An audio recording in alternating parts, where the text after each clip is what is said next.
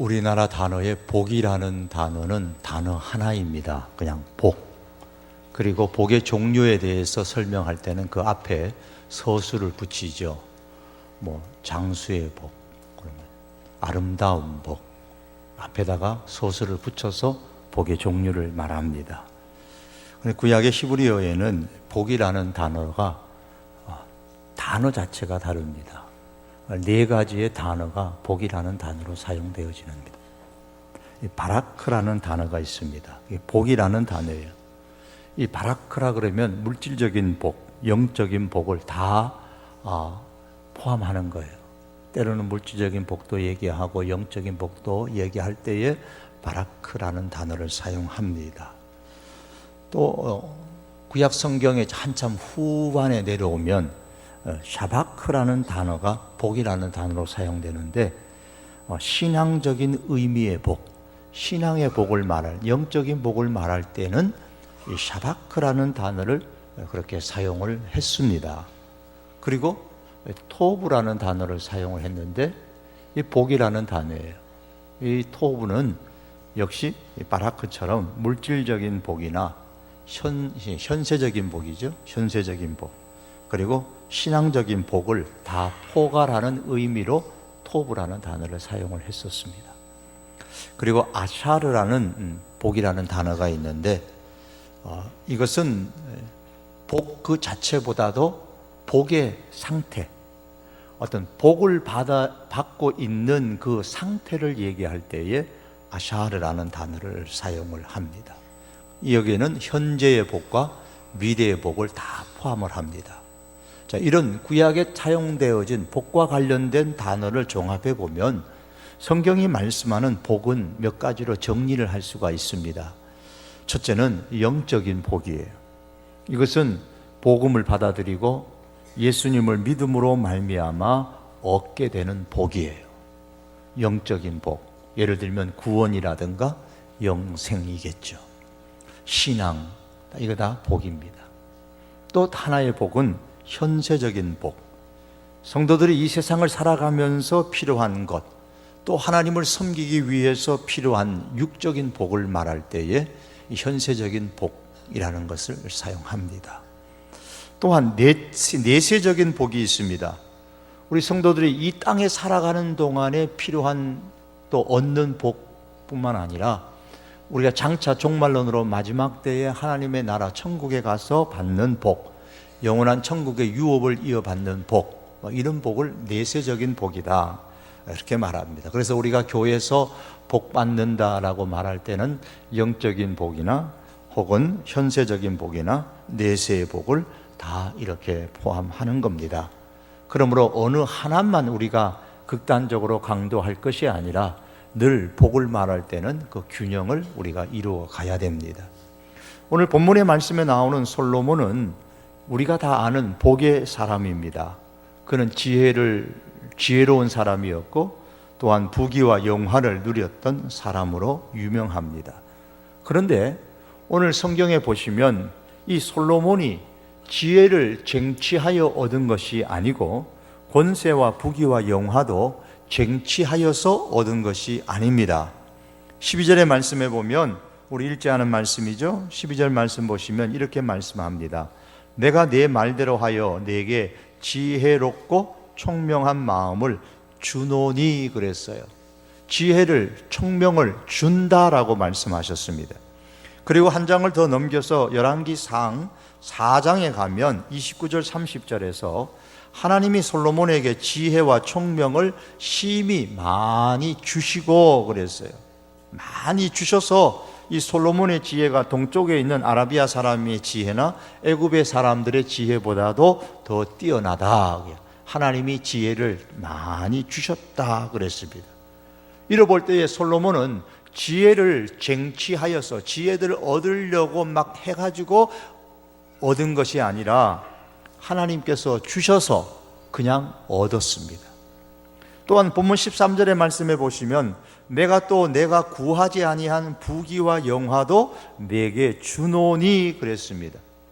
솔로몬은 부귀와 영화를 쟁취해서 차지한 것이 아닙니다. 얻었습니다. 이를 증명하는 말씀이 4장 전체의 말씀에서 기록되고 있습니다. 그리고 5장 4절에 가면 솔로몬이 이제 내 하나님 여호와께서 내게 사방에 태평을 주심에 그랬습니다. 원수도 없고 재앙도 없도다. 하나님께서 솔로몬에게 지혜를 주시고 부귀와 영화를 주심으로 인해서 솔로몬의 나라가 그 사방에 태평했다고 말씀을 합니다. 이 태평 또한 하나님께서 주셨다고 솔로몬이 고백을 합니다. 솔로몬이 왕으로 다스리던 그 초기에는 국가의 국방이라든가 안보라든가 경제라든가 민생이라든가 외교가 다 평안했습니다. 태평했습니다. 그 내용들이 4장에 상세하게 기록되어져 있습니다. 그런데 이 모든 것을 하나님께서 주셨음을 말씀합니다. 그러므로 성공이라는 것, 복이라는 것은 쟁취하여 가지는 것이 아니라 얻는 것입니다. 얻는 거예요. 새로운 대통령이 우리나라에 선출되어졌습니다. 우리들 중에는 새로운 대통령을 싫어하는 사람도 계실 것이고 또 좋아하는 사람도 계실 겁니다. 하지만 새 대통령의 그 대통령직 수행을 통해서 우리의 국가의 국방이라든가 안보라든가 경제나 민생이나 혹은 저 북한과 중국과 미국과 일본 등 여러 나라와의 외교 관계가 잘 해결되어져서 이 대한민국의 이 조국 백성들이 태평하고 평화롭기를 기대하고 기도해야 할 것입니다. 그래서 44장 25절의 말씀처럼 솔로몬이 사는 동안에 유다와 이스라엘이 다안에서부터 부엘세바에 이르기까지 각기 포도나무 아래와 무화과나무 아래에서 평안히 살았더라. 이 말씀처럼 우리 대한민국 백성들이 평안히 살기를 참으로 기대하고 기도해야 할 것입니다. 그러나 여러분 반드시 기억해야 할 것은 이러한 솔로몬 시대의 성공적인 경제나 국방이나 안보나 민생이나 외교 등등이 이 모든 것이 솔로몬이 쟁취하여서 소유한 것이 아니고 하나님께서 주신 축복이요 은혜였음을 잊지 말아야 됩니다.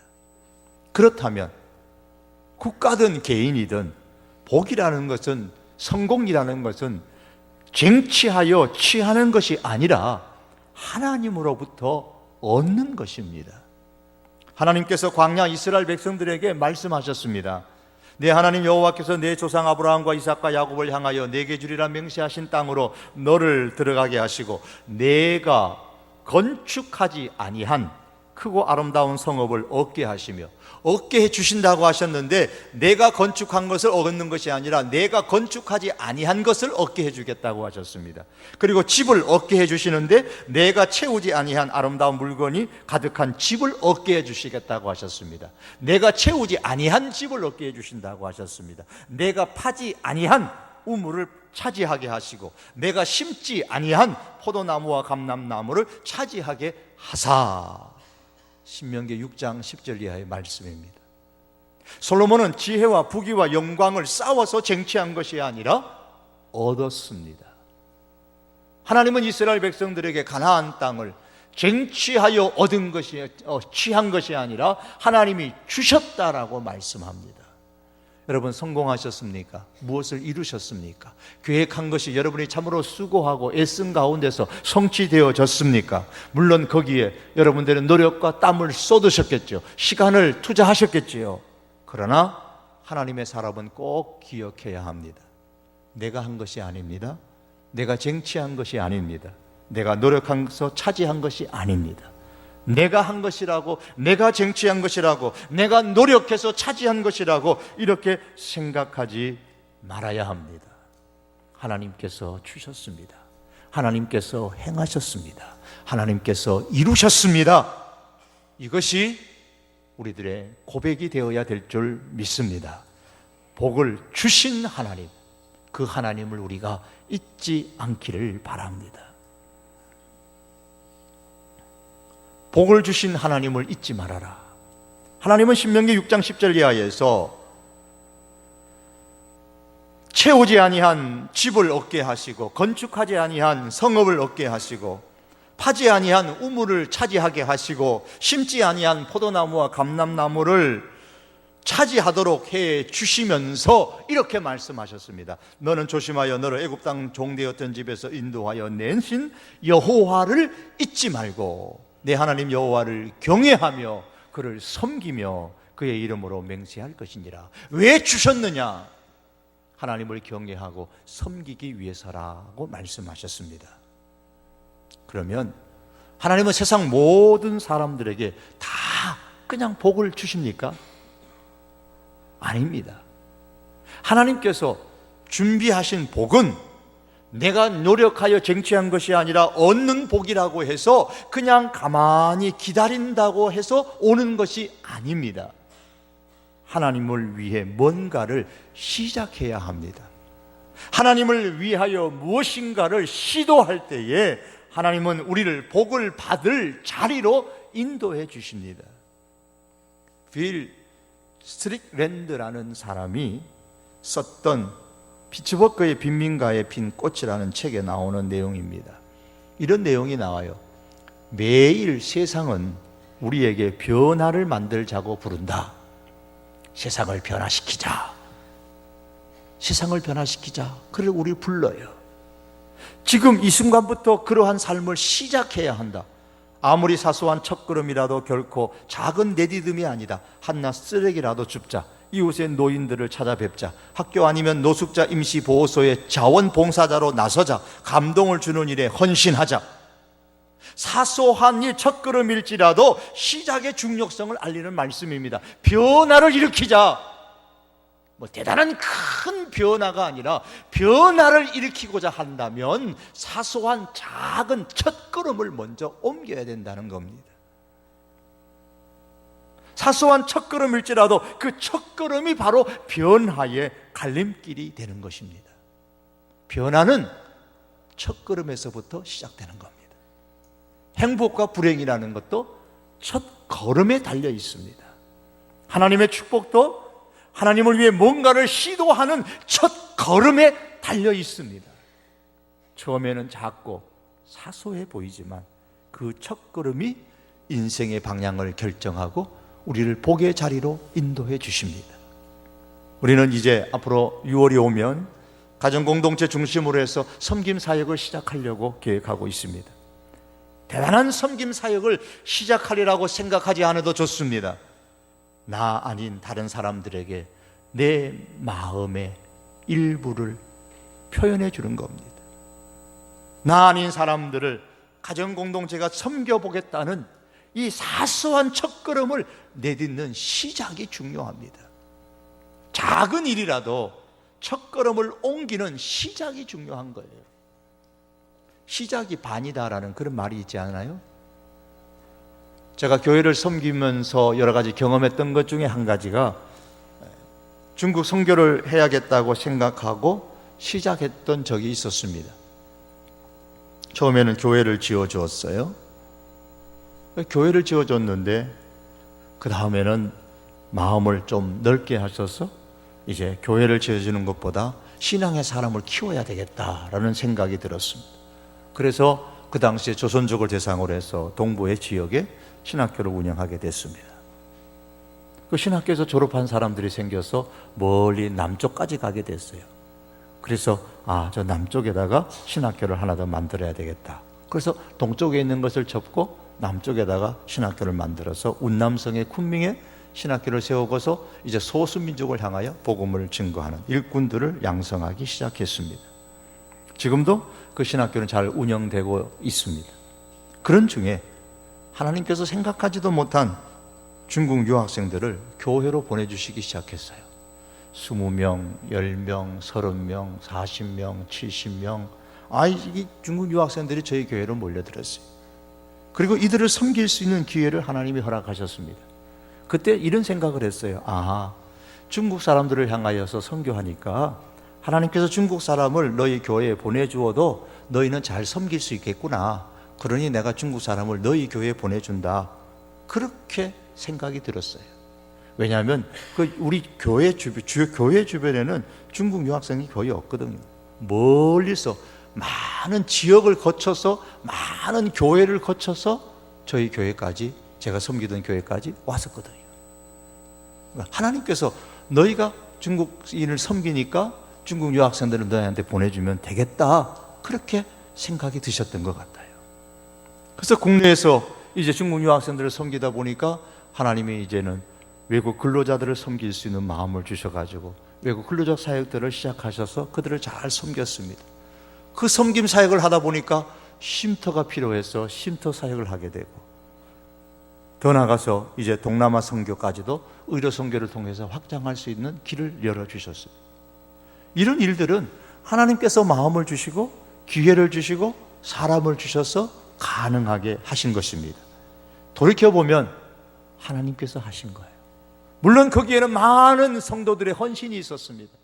많은 성도들의 기도가 있었습니다. 그러나 돌이켜보면 하나님께서 그 일들을 다 허락하신 것들이었습니다. 시작이 반이다 라는 이 말을 선교의 분야 속에서 실감하는 그런 경험이 있었습니다. 여러분, 무슨 일이든 우리가 망설이지 말고 시작하기만 하면, 그리고 그것이 하나님께서 정말 기뻐하시는 일이라면, 하나님의 마음을 감동시키신다면, 하나님은 우리의 생각의 지경을 넓혀주시고 우리의 사역의 지경을 넓혀주시고 복을 얻는 자리로 우리를 인도해 주십니다. 우리는 오늘 본문 속에서 이 사실들을 발견하게 됩니다. 본문의 3절 말씀해 보시면 솔로몬이 여호와를 사랑하고, 솔로몬이 여호와 하나님을 사랑했습니다. 이 사랑을 어떻게 실천할까를 생각했습니다. 내가 하나님을 사랑하는데 하나님 사랑하는 것을 내가 어떻게 실천해야 될까? 그래서 솔로몬이 생각하기를 첫 걸음을 옮기기 시작했는데 하나님께 번제를 드려야 되겠다 생각을 했습니다. 보통의 제사는 늘 하는 일이기 때문에 특별한 번제를 하나님 앞에 드려야 되겠다, 그렇게 생각하고 일천 번제의 제사를 드리기로 생각하고 실천에 옮겼습니다. 여기서 중요한 것은 일천 번제의 방식, 어떤 방법으로 일천 번제를 드렸느냐, 그 방식이 중요한 게 아닙니다. 솔로몬이 하나님을 사랑하는 마음을 담아서 그 첫걸음으로 하나님께 일천 번제의 제사를 드렸다는 데 있습니다. 번제라는 게 뭐예요? 하나님께 헌신하겠다, 충성하겠다는 신앙의 고백입니다. 하나님만 섬기고 하나님께만 충성하겠다는 그런 마음의 다짐을 하나님 앞에 드리는 것이 번제예요. 하나님을 내가 사랑합니다. 하나님, 내가 하나님 사랑하는데 하나님 사랑하는 이 마음을 내가 어떻게 표현해야 되겠습니까? 그가 생각한 것 중에 하나가, 그래, 이 충성과 헌신의 마음을 내가 일천번제로 표현하자 한 것이죠. 이렇게 생각할 수도 있었을 겁니다. 일천번제를 드리려면 그럼 어떻게 해야 할까? 먼저 제대로 갖춰야지.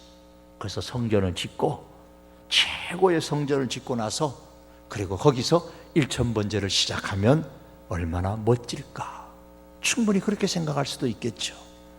새 성전에서 최고의 번제를 드리는 것, 이거야말로 정말 하나님이 기뻐하신 일일 거야, 거기에 의미를 둘 수가 있었을 겁니다.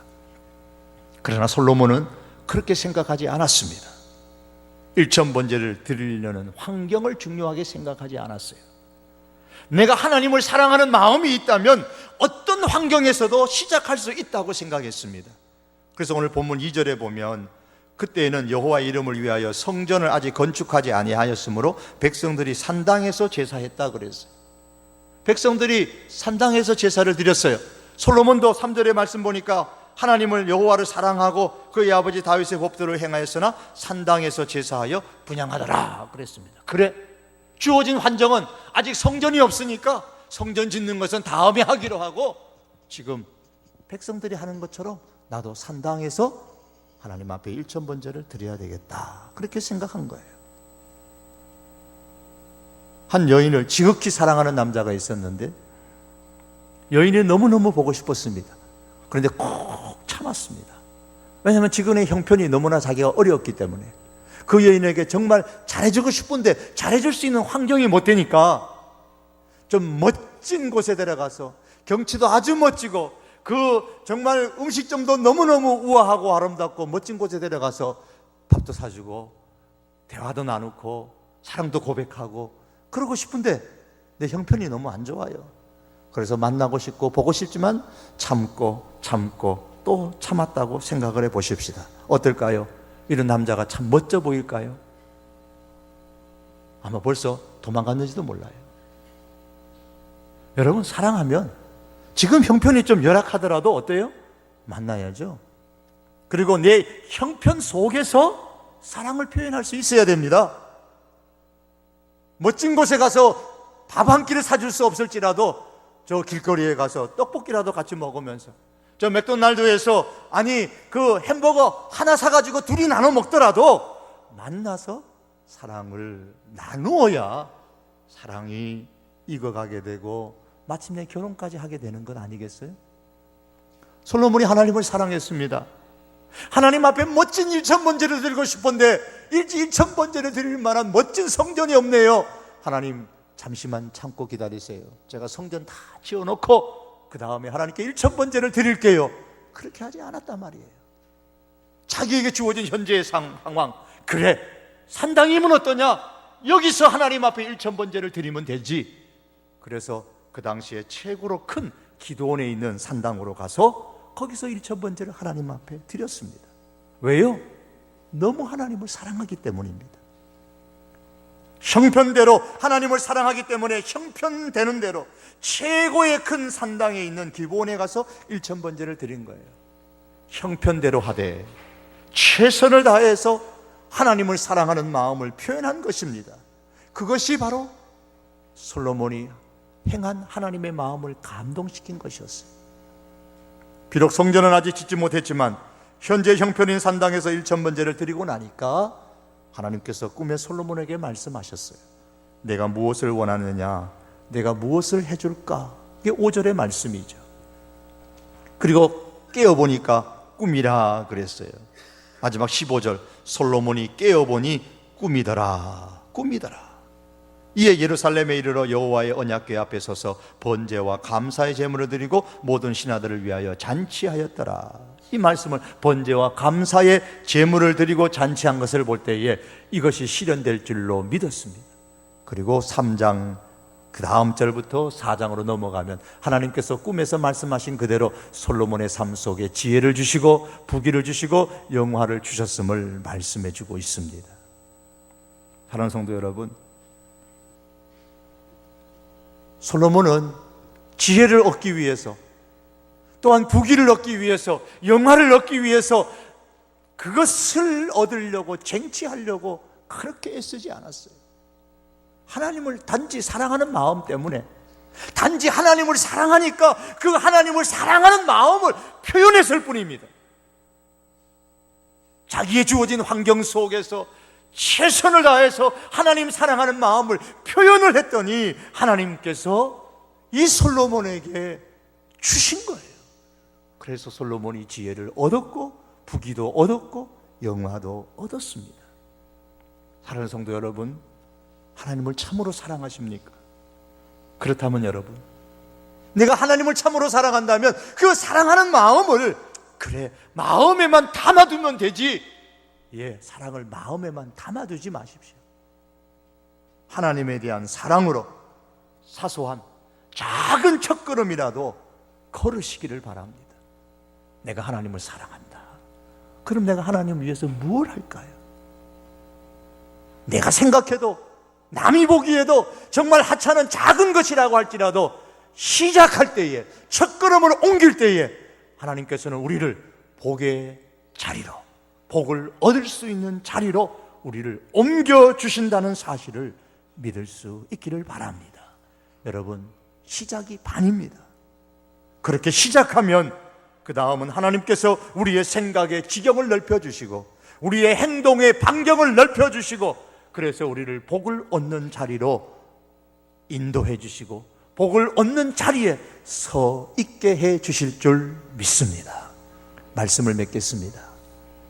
삶에 있어서 보다 나은 삶을 위해서 우리는 많은 노력을 해야 하고 실제로 노력을 하고 있습니다. 그러나 여러분, 기억하십시다.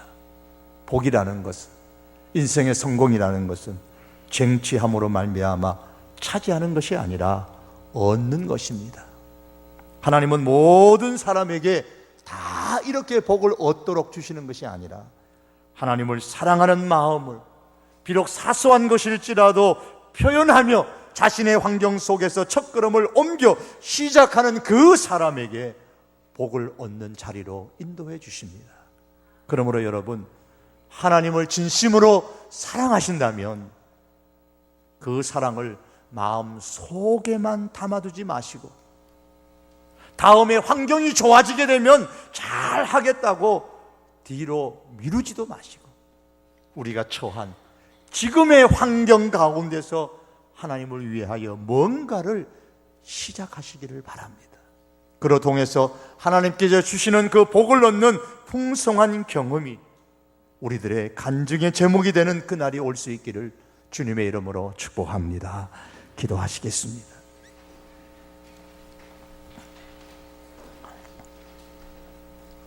귀하신 주님, 하나님께서 솔로몬에게 지혜를 주시고 부귀를 주시고 영화를 주셨습니다.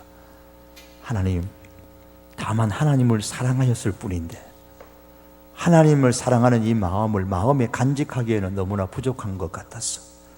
하나님을 사랑하는 마음을 자기의 주어진 환경 속에서 힘을 다하여 표현하였더니 첫걸음을 옮겼더니 하나님께서 그러한 솔로몬을 귀하게 여기시고 그에게 지혜를 얻게 하시고 그에게 부귀와 영화를 얻도록 하나님께서 놀라운 복을 주셨나이다.